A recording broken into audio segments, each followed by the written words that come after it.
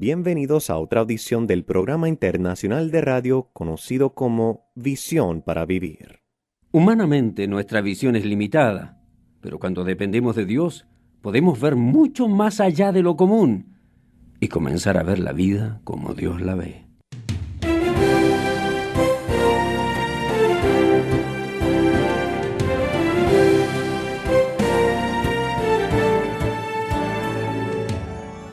Siria estaba probando a Israel en sus fronteras.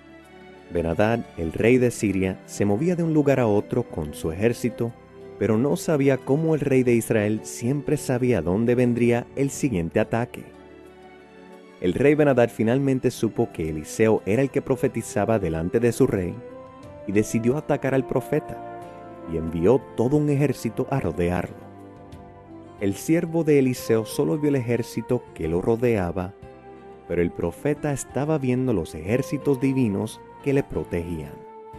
El mensaje de hoy se titula El siervo que vio lo invisible. Parece que nunca perdemos el encanto que nos produce una historia. Por lo menos, las historias para mí son emocionantes. ¿No es interesante que cuando éramos jóvenes o niños las historias y los cuentos podían mantener nuestro interés? Cuando asistíamos a la iglesia y empezábamos a sentirnos amodorrados y a quedarnos dormidos, y el pastor contaba una historia, de súbito nosotros volvíamos al hilo del pensamiento. Cuando nos alistábamos para irnos a la cama y no podíamos dormirnos, nuestros padres nos contaban un cuento para calmarnos y dirigir nuestra atención a un mundo ajeno a nuestro, muy fuera de nuestra realidad. He descubierto que aun cuando ya hemos crecido y dejado atrás la niñez y la adolescencia, todavía nos encantan los cuentos y las historias. No sé a usted, pero a mí me encantan. También he observado que lo que intriga a la gente en la mayoría de los cuentos es el elemento de sorpresa, ¿no es cierto?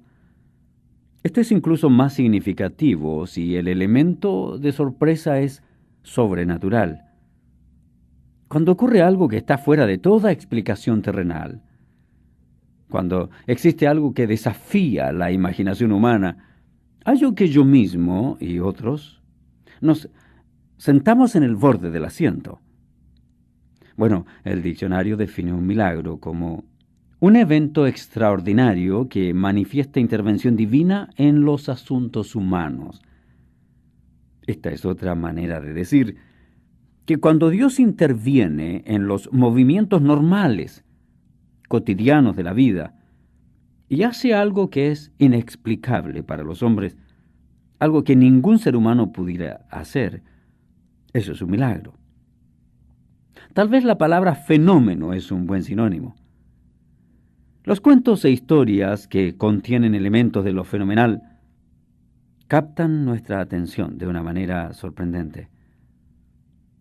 ¿No es cierto que cuando alguien habla algo y nos cuenta algo que sobrepasa lo que nosotros entendemos, inmediatamente capta nuestra atención?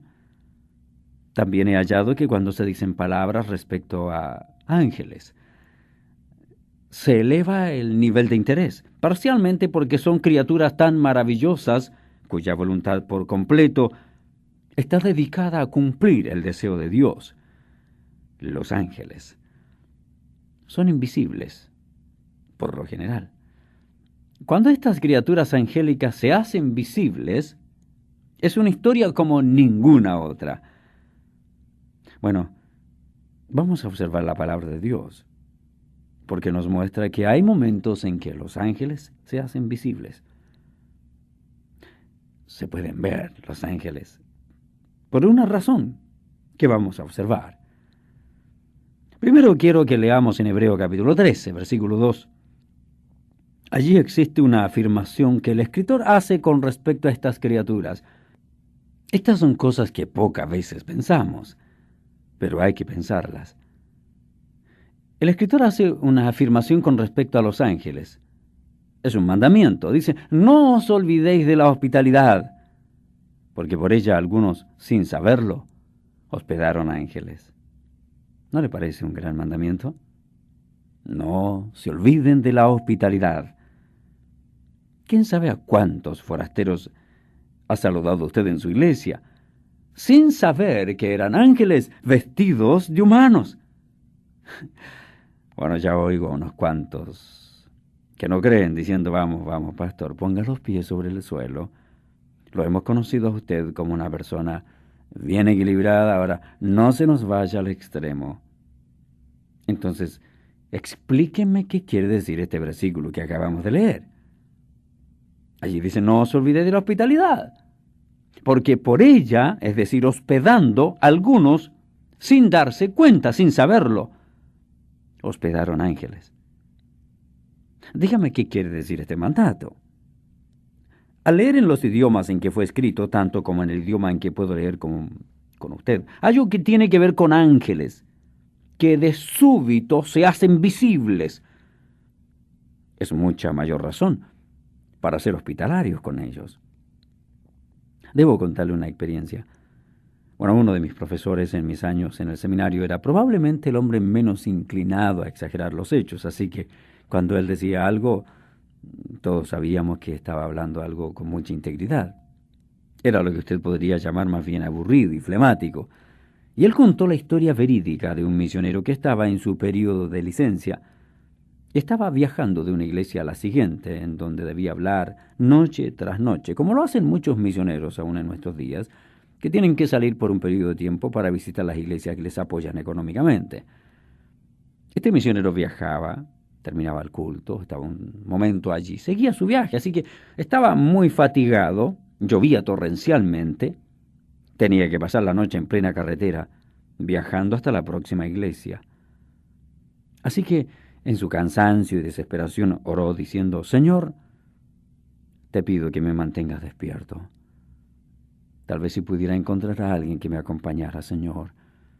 Necesito una voz de aliento. Al salir de una curva vio un hombre que hacía dedo. Pedía que lo llevaran. Entonces dijo, bueno, voy a llevarle yo. Se detuvo. Hizo que el hombre se embarcara. Empezaron a conversar. Sorpresa, el hombre era un creyente. Y pasaron un tiempo muy bueno hablando de las cosas del Señor, de las experiencias de la vida. Cuando el sol empezó a aparecer por el horizonte, le dijo, ¿qué tal, amigo, si paramos por un rato y desayunamos? Yo pago. El hombre contestó, en realidad no necesito nada. Bueno, aunque tal vez le aceptaría una taza de café. Aquí es donde me tengo que quedar, así que tal vez compartamos una taza de café. Así que tomaron su café. El misionero volvió a embarcarse, siguió su camino. De súbito se dio cuenta de que ni siquiera le había pedido el nombre y la dirección al hombre. Así que se regresó inmediatamente. Llegó al restaurante. El hombre ya no estaba. Entonces le preguntó a la dueña del restaurante si había notado por dónde se había ido el hombre que tomó desayuno con él. La mujer le preguntó cuál hombre. Después le dijo, el hombre que estaba conmigo cuando desayuné. La señora le dijo, ¿cuál hombre? Lo que me pareció extraño es que usted ordenara 2 cafés. ¿Por qué 2 cafés si estaba solo? El hombre no sabía qué pensar. Después se dio cuenta de que cuando se había embarcado, aquel hombre, cuando se había subido a su automóvil, ni siquiera estaba mojado por la lluvia. ¿No es cierto que esto hace que se le ponga la carne de gallina, como dicen por allí? ¿Verdad? Hace que le recorra un escalofrío por la espalda. ¿Pero por qué? ¿Por qué no creer en la historia? Si Hebreos 13, capítulo 2, nos dice esta verdad. Eso se halla en la Biblia. La historia que consideraremos hoy trata de un milagro. Cuando ángeles se manifestaron en forma humana de una manera tan fenomenal que no hay ninguna explicación terrenal, excepto que ocurrió un milagro. Para Dios no hay nada imposible. Sus obras son siempre tan milagrosas. Él, que está libre de las limitaciones del tiempo y del espacio, que nunca ha conocido restricción alguna, que nunca ha descubierto o aprendido algo. Aquel Dios maravilloso, quien nunca ha encontrado un obstáculo que sea un reto, En ocasiones, desliza su presencia en nuestras vidas y capta nuestra atención. Y nos recuerda que no estamos solos, aunque pensemos que lo estamos. Bueno, esta no es una historia que alguien me la haya contado. Es una historia que se halla en el segundo libro de Reyes, capítulo 6. En nuestro estudio de grandes historias del Antiguo Testamento, no podría pasar esta por alto, aun cuando muy raras veces me parece haber oído que alguien predicara sobre ella. He oído que se la ha mencionado. Pero se me ocurrió que bien vale la pena echar un buen vistazo y dedicarle nuestro tiempo. Digamos algo respecto al trasfondo histórico. Uno de mis profesores solía decir, aprendamos un poco de historia, no les hará ningún daño. Así que permita dar un par de hechos que proveen el telón de fondo de este drama que vamos a ver y que se desenvuelve en las Escrituras. Es breve, es sencillo.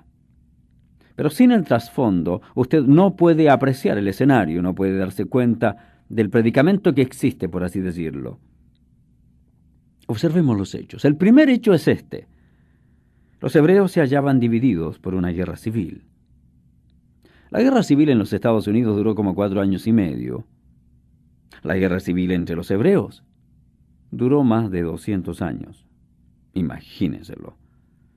Después del reinado de Salomón, hasta la invasión asiria, fueron casi 209 años de guerra civil. El reino del norte luchaba contra el reino del sur y había escaramuzas, peleas, asesinatos, suicidios. La maldad andaba suelta. La nación se hallaba en guerra civil. En esta sección de la Biblia, a las tribus del norte se le menciona bajo varios nombres: Israel, Efraín, Samaria. Todos estos términos son sinónimos para referirse al reino del norte. A las tribus del sur, por lo general, se las menciona llamándolas Judá, o incluso tomando el nombre de la capital, Jerusalén. La nación estaba dividida por la guerra civil. La historia que miramos hoy ocurre en el reino del norte, Israel. Las personas que realmente hicieron impacto en los días de esta guerra civil fueron los profetas. Investigué un poco y hallé quiénes fueron los profetas que ministraron en el reino del norte durante esta guerra civil. ¿Sabe quiénes eran? Elías, Eliseo. 2 profetas que nunca escribieron algo que haya sido incluido en la Biblia, hasta donde sepamos. Y después, Jonás, Oseas y Amós, 5 profetas en total. Esto me lleva al segundo hecho histórico principal. Los profetas fueron hombres de gran influencia. Naturalmente eran aborrecidos por la mayoría e interesantemente respetados por incluso más gente. Algunos de los que lo detestaban no podían aguantar el hecho de que estos hombres, estos profetas, estaban en contacto con el Dios viviente y que tenían poder fenomenal. Los profetas eran hombres de gran influencia. Así que eran hombres odiados y eran hombres amados. Y para darle una idea de cómo era la vida en el reino del norte, permítame indicarle que durante esos 209 años hubo 10 reyes. Ninguno de ellos anduvo con Dios, ni uno solo. Así que por 209 años no hubo ni un solo monarca que le dijera al pueblo que volviera sus ojos al Señor, o que iniciara un despertamiento espiritual, o que llamara al pueblo al arrepentimiento, o aplaudiera la obra de algún profeta. Ninguno. Todos fueron reyes perversos. Investigué un poco más. Descubrí que sus reinados duraron entre 7 días algunos y 41 años otros. 8 de ellos murieron de muerte natural, 7 fueron asesinados, 2 murieron en batalla, 1 murió por juicio divino y 1 se suicidó. Esos eran los tiempos en que ocurre esta historia. Tiempos traicioneros, perversos, malos. Tiempos terribles en los cuales vivir. Eso mismo es mayor razón para apreciar la obra del profeta.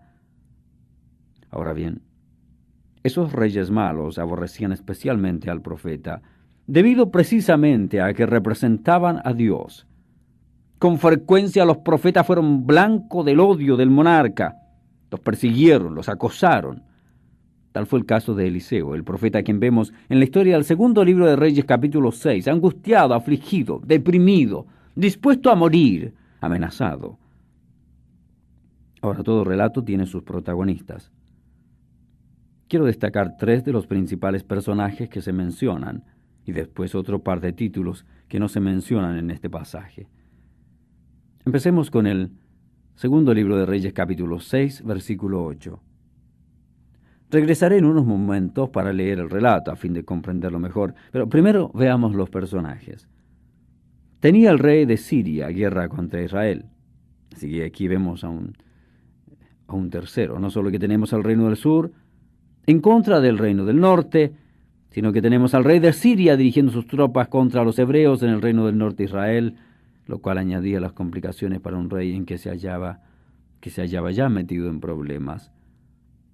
Observe el rey de Siria. Aquí no se da su nombre, sino en el versículo 24. Se llama Ben-Hadad. Ben-Hadad. Así que el primer personaje que vemos es Ben-Hadad, rey de Siria. Se halla realizando incursiones de sorpresa contra Israel en una serie de escaramuzas que mantenían a los hebreos en caos y llenándolos de pánico. Tenga presente que los sirios eran enemigos de los hebreos, o sea, de Israel. Segundo personaje tenemos al rey de Israel, a quien se menciona en el versículo 10. Su nombre es Joram. El tercer personaje aparece en el versículo 9, el varón de Dios. Este es el profeta, se llama Eliseo. De paso, al referirse a Eliseo, la mayoría de las veces se le llama el varón de Dios. ¿No le parece un maravilloso sobrenombre? El varón de Dios, Eliseo. Después en el versículo 15 vemos al que servía al varón de Dios. Es un criado, un sirviente. Es un ayudante de Eliseo. Probablemente no es Giesi. Usted recordará nuestro estudio anterior. Giesi quedó leproso, según leemos en el capítulo 5. Así que Giesi estaba fuera de la escena. Este es otro siervo, no se menciona su nombre. También tenemos a otros siervos del rey de Siria, según vemos en el versículo 11, y tampoco se mencionan sus nombres. Así que tenemos a Ben-Hadad, Joram, que son reyes, Eliseo el profeta, y varios siervos cuyos nombres no se mencionan. Ahora quiero leerle el relato hasta cierto punto y pondremos sus nombres allí. Tenía Ben-Hadad, el rey de Siria, guerra contra Israel, y consultando con sus siervos dijo: en tal y tal lugar estará mi campamento. Y Eliseo el varón de Dios envió a decir a Joram, el rey de Israel: mira que no pases por tal lugar, porque los sirios van allí. Entonces Joram el rey de Israel envió a aquel lugar que Eliseo el varón de Dios había dicho, y así lo hizo una y otra vez con el fin de cuidarse. ¿Cómo le parece esto? En lo más secreto de su dormitorio, Ben-Hadad hace planes para atacar por sorpresa a los hebreos. En voz baja les comunica sus planes a los responsables por el ataque. Vamos a ir a tal y tal lugar, allí atacaremos a los hebreos. Eliseo, que tiene una especie de comunicación secreta con el cielo, intercepta el pensamiento. Tal vez algún ángel le trajo el mensaje. Tal vez Dios le dio una visión a medianoche. Esas cosas ocurrían más bien con frecuencia en los días de Elías y su sucesor Eliseo. Pero haya sido como haya sido, este descubrió de una forma sobrenatural lo que Ben-Hadad planeaba hacer para atacar. Así que le envía la información a su rey. Le dice Joram: alístate, porque los sirios van a atacar. Así que el rey de Israel prepara sus defensas y se alista para la batalla. Esto es frustración para Ben-Hadad. Observe lo que dice el versículo 11. Y el corazón del rey de Siria se turbó por esto. Y llamando a sus siervos les dijo: no me declararéis vosotros quién de los nuestros es el rey de Israel. En otras palabras, ¿quién es el soplón? ¿Quién de ustedes ha estado hablando de nuestro plan y conspirando contra mí, contándole a los hebreos dónde vamos a atacar? Ben-Hadad encontró a los hebreos listos para defenderse. Cuando se suponía que el ataque debía cogerlos completamente por sorpresa, mire el versículo 12. Me encanta esto. Entonces uno de los siervos dijo: No, rey, señor mío, sino que el profeta Eliseo está en Israel, el cual declarará al rey de Israel las palabras que tú hablas en tu cámara más secreta. ¿Qué le hace parecer grandioso? Es como si ese profeta tuviera un micrófono escondido en tu dormitorio. Tú dices algo y él lo sabe al instante. Así es como ocurrió. Nosotros no estamos dejando escapar ninguna información. Es Eliseo el que lo está haciendo. Así que el rey dice: id y mirad dónde está. Y ahora la atención del rey se dirige a un hombre, apartándola de los hebreos y de su ejército. Y dijo: id y mirad dónde está, para que yo envíe a prenderlo. Lo que les pide es que averigüen dónde está Eliseo, porque quiere arrestarlo y quitarle la vida. Y le fue dicho: he aquí que él está en Dotán, y Dotán es una aldea sin mayor protección que se hallaba como a 20 kilómetros del norte, al norte de una región en particular que veremos en un momento. Era una región desprotegida. Identificaron exactamente dónde se hallaba. Es que Eliseo no estaba escondiéndose. Ellos dicen: nosotros sabemos exactamente dónde se encuentra, está en Dotán. Entonces envió Ben-Hadad, el rey, allá gente de a caballo y carros y un gran ejército. ¿Piensa usted que no le tenía respeto? Para capturar a un solo hombre envía un gran ejército, los cuales vinieron de noche, dice, y sitiaron la ciudad. Así que aquí tenemos la situación. Por un lado tenemos a Eliseo sin ninguna arma de protección, junto con su criado, quien tampoco tiene nada para protegerlos. Pero están tranquilos, como patos en una laguna. Sitiándolos se halla un gran ejército sirio, con un solo propósito en mente: quitarle la vida a Eliseo y a su criado. ¿Notó usted el detalle? Vinieron de noche, sitiaron la ciudad. Como mencioné hace unos momentos, Dotán se halla como a 20 kilómetros al norte de Samaria, la capital del reino del norte, en pleno campo, aislada. Es de noche. Hay algo extraño en cuanto a la noche. No lo sé a ciencia cierta, pero tal vez es porque nosotros somos meros humanos y no podemos ver como algunos animales, y eso es espeluznante. ¿No le ha ocurrido eso a usted? De día usted canta, silba y disfruta de la vida. Cuando la noche cae, se tropieza con objetos contra las paredes, tiene que mirar los rincones, comprobar 5 veces si echó llave a la puerta, corre las cortinas, oye ruidos. Nunca oiría durante el día aquellos ruidos, pero de noche su mente le juega trucos. Bueno, es allí también donde el Señor nos brinda su mayor protección. Él acampa alrededor de sus hijos. El ángel de Jehová acampa alrededor de los que le temen y los defiende. Nuestros temores se disipan cuando sabemos que el Señor está con nosotros. El Señor nos protege cuando sabemos que aunque acampe un ejército alrededor nuestro, aunque caigan 1000 y 10.000 a nuestra diestra, a la siniestra, a nosotros no nos llegará la destrucción porque Dios está con nosotros. Así ocurrió con Eliseo. Y así ocurrirá con usted si usted es un hijo de Dios que confía en Él y nada más que en Él.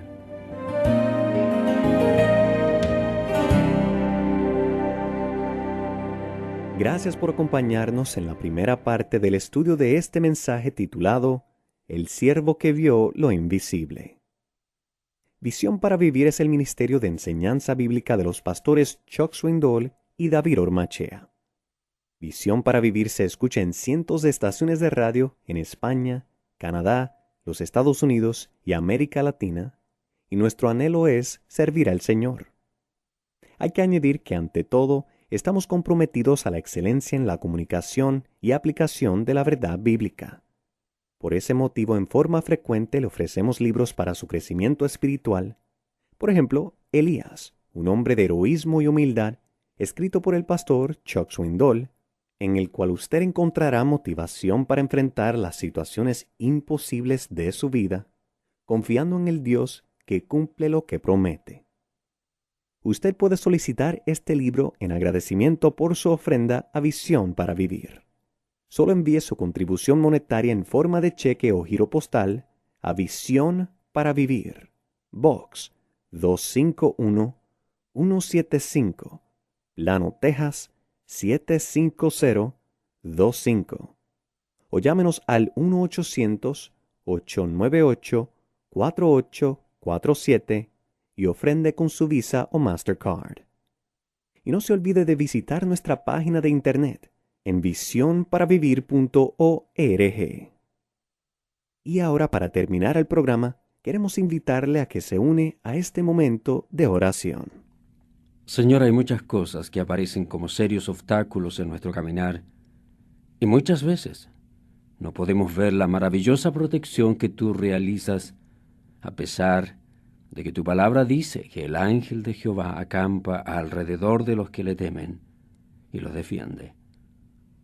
Señor, aunque no lo vemos, te agradecemos porque sabemos que esa es una gran verdad y que muchas veces ni siquiera nos damos cuenta de que tú nos has librado de accidentes, de peligros, porque tu ángel protector ha estado cuidándonos y protegiéndonos. Señor, por todos aquellos momentos en que ni siquiera hemos notado la presencia de tus mensajeros, te agradecemos. Te pedimos también que ayudes a quienes viven sin esperanza, quienes ni siquiera te tienen a ti como Salvador y que necesitan tu ayuda y dirección. Que a través del mensaje de tu palabra hayan sido tocados y el Espíritu Santo haya traído convicción para que busquen en ti la salvación. Gracias, gracias Señor por esa salvación que a nosotros nos has entregado y la protección que diariamente nos brindas. En el nombre de Jesucristo nuestro Señor oramos. Amén.